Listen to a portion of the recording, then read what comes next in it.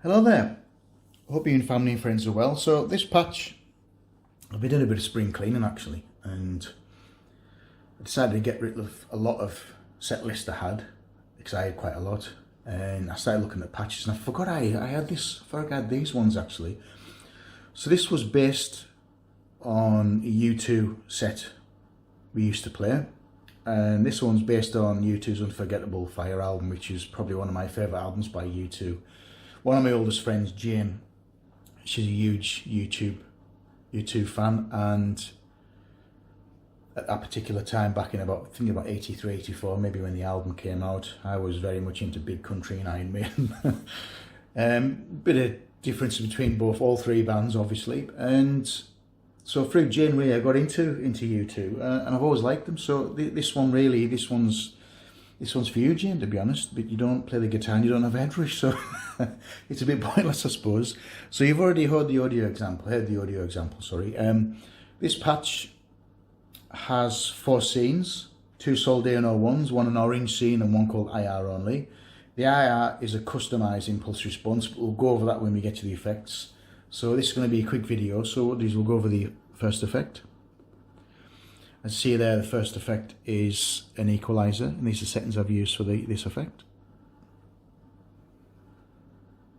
Next one is the bass EQ. Now this is actually a brilliant effect. Now I created quite a few funk patches because I was playing in corporate bands. We would play for various different big companies, and we play lots of different types of music, from funk to soul to rock to pop music, and I had a lot of funk patches which accommodated this particular EQ effect and a few others, and it works really nice. There is other effects we can use on the bass, but the EQ one is the best, I feel anyway. The next effect is a compression, which nothing really exciting in that one. I just used this compression. I could have used a different one, but I just went with this one.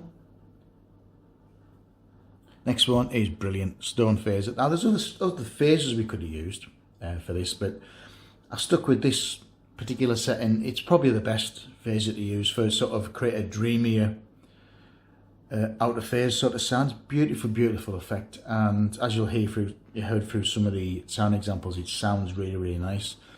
So these are the settings I've used for this particular effect. There we go. Next one is, I love these amps. I'm really glad that Headrush incorporated these in one of the last updates. This is an orange, and these are settings I've used for this particular amp head. This is the first one I've used because as you'll see I've split them. And then we'll look at the bottom one, which should be the same actually, which I think it probably is. Yeah, I think it is the same. By doing this, it actually splits, it fattens the sound out. I think it fattens the sound out. It sounds really good. So the next amp head is one of my favourites. So this is an incredible one, which is a Soldano. And these are the settings I've used for this particular amp head.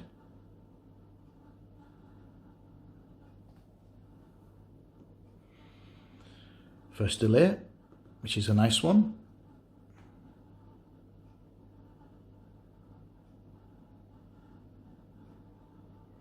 So a lot of customization you can do with these effects. And wasn't the only delay I could have used. I've got all the others. There's quite a few in there. But I stuck with this one. Next one is another great one. It's a tape echo. And I use the one preset. And this is the settings I've used for this particular effect. Notice the tails are off. I normally put them on, but and why not Chorus? You know, I love Chorus, as you obviously as you know. Now this is just a default setting, I believe. I don't think I've changed anything on this actually. I think I just added the effect. I think I did use another Chorus. I didn't like it, so I changed it for this one. And you know, exactly the same again. Got that many different choruses. And I'm going to be honest with you. So between this and the Boss GT1000, although the GT1000 is an incredible product, I really don't think the Headrush can be beatable when it comes to ambient guitar. For my personal opinion, I think the Boss GT1000 is brilliant for rock and blues and a little bit of ambient stuff. It's good, really good at. But the Headrush, you know, is wanting to be beaten, not simply by the effects and the touchscreen and the hands-free, is the ability to change your signal path, which no other pedal board, I believe, can do this. And the Headrush, for me, comes hand down, because by changing the signal path, you're changing the overall signal of the effects, and you can create some absolutely incredible sounds, as you'll see with most of my Headrush patches on this particular channel. And again, it's a different one. It's incredible. I'm always inspired with the Headrush, to be honest. Go back to the normal. So this is a traditional signal path. We'll go to the next effect, which is a reverb. Again, you'll see the preset's different to the model.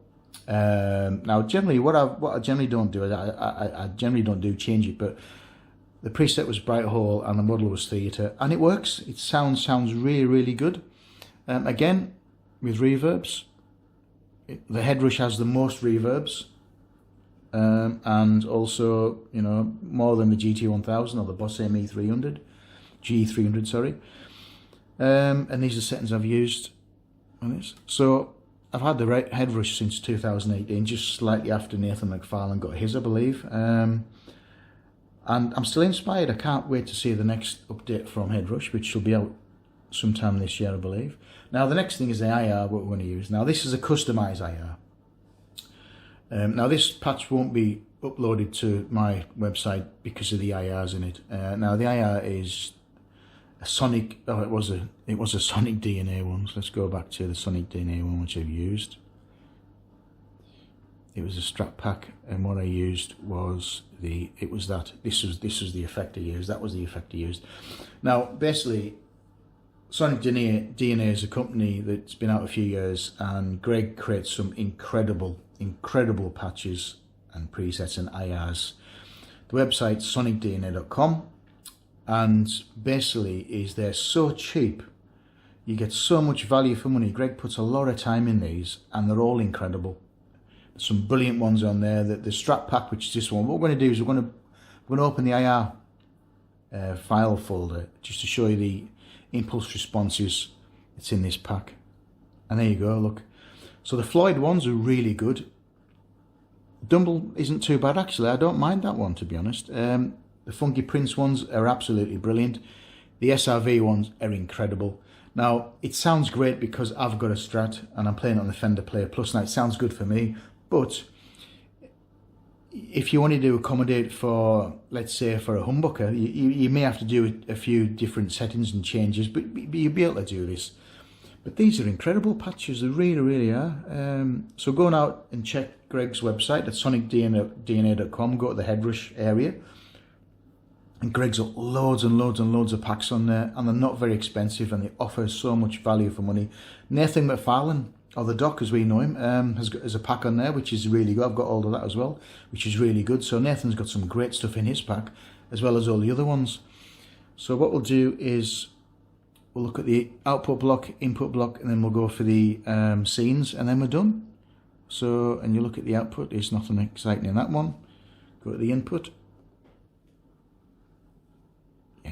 It's just a default one, to be honest. And we'll look at the hardware assign, and we'll look at the scenes. So as you'll see, there is 4 scenes, one called Sol 1 and Sol 2. So Sol 1 and Sol 2 obviously are the Soldano patch, or rigs, or what you want to call them, settings. Let's go to the second one. The orange one is just using the orange amp, not the Soldano, and it sounds, as you've already heard the sound examples, it sounds really nice.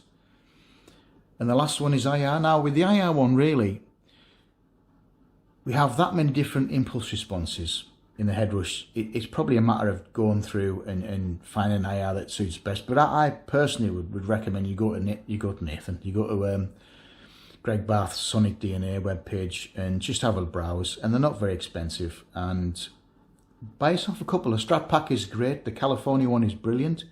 Doc McFarlane's patch pack is really, really good as well. So that's it. So I hope you enjoy these. If you like what I'm doing, I'm going to change the formatting probably of these videos. So if you enjoy this, click on the like button, subscribe to the YouTube channel, and pop along to my website, which on my website there's a few free patches. Website is advertised at the end of this video. So again, have a great week.